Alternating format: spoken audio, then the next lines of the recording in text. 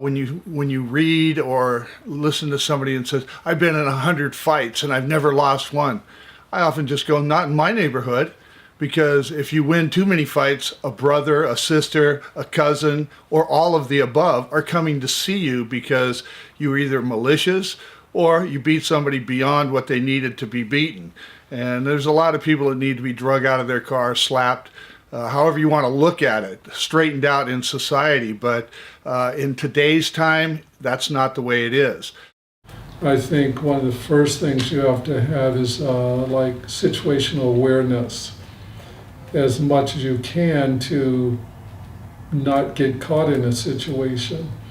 I think that's part of the reality of that, is that you have to be aware and in order to avoid. So it's like kind of the idea of like if someone was going to do something, then a couple of police cars went past, that may discourage them from doing something like that, and that prevented it. In the same way, if you're out of town or you're in town, if you're aware of situations or places that you go in town, and you can avoid those, sometimes it's the time of day you want to avoid it.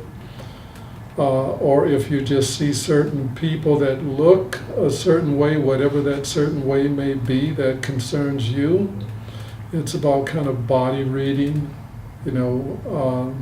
and whether you should avoid that or not might solve something prior to you actually reaching a physical state. So everyone talks about awareness. Awareness is your first defense.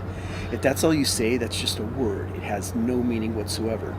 You have to teach people what to be aware of. They need to be able to tell what's normal so they know what's abnormal.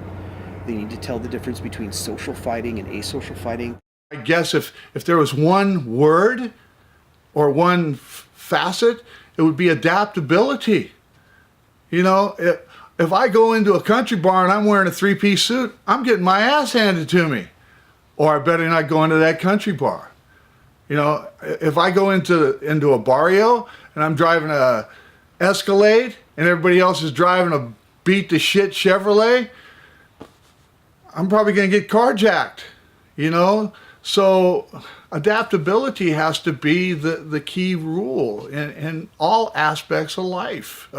You go in high rolling, people are going to roll you. They're going to take your shit. You go in there flashing your hot old lady like you got some, there's going to be 3 guys tracking on her and 2 guys beating your ass.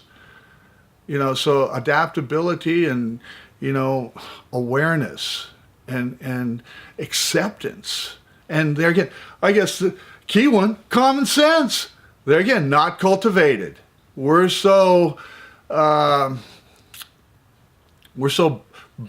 by having other people tell us what to do that we no longer cultivate common sense. And I think that's a key missing aspect. That's what America was based on, was common sense. And now, we're industrialized, so we do whatever we're told to do.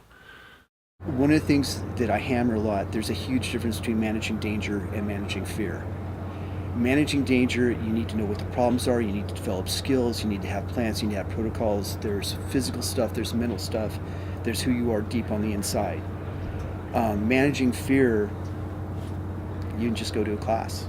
There is no tap out, only concrete boots and blood. When you look at it from that perspective, it's either your blood on the concrete or their blood on the concrete, or it's conflict avoidance. There is no push, shove, shake hands at the end of the day. It's avoid this at all costs, or engage it with the fact that he's going to try to take your life, or you're going to neutralize him and not take his life if you don't have to. There are certain situations that, like when they come up, like you have to deal with them in a similar manner. Someone's being aggressive towards you. You want to protect yourself. You want to make sure that like you're not overreacting, but like you're being proactive rather reactive in that. Avoidance is a first line of self-defense. How can we resolve this without engaging it? And if we have to engage it, how can we engage it, make it very functional and effective, without making it look like we instigated it? We resolved it, we diffused it, and we evaded it. All those factors come into play. So I think that the people need to be educated more on safe alternatives for fighting as opposed to fighting. And I think that people should really pay more attention to what could happen afterwards. The saying we like to say is it's better to vaccinate than to cure. So if I can avoid violence and then learn how to de-escalate and then use the quickest, most effective means to stop that, then I feel it's more beneficial to everyone. I just think that people should, be aware and really find a place that's legitimate and make sure that they learn about preservation to avoid first. And if they can do that, then proceed to the next steps. But I think it's important that you learn both parts. How you can defend yourself, why you're defending yourself, and then also possible recourses if you go above and beyond what is necessary. And that's all dictated by the individual and the circumstances, because each one is totally different. But no matter how much, so you don't reverse to be the attacker, you must find that balance and when to stop something. In a conflict, we have to realize that, first of all, where are we at? What's the environment? Are there mats? Wow, there's not mats in a bathroom. There's not mats in a hallway, in a driveway, in a parking lot.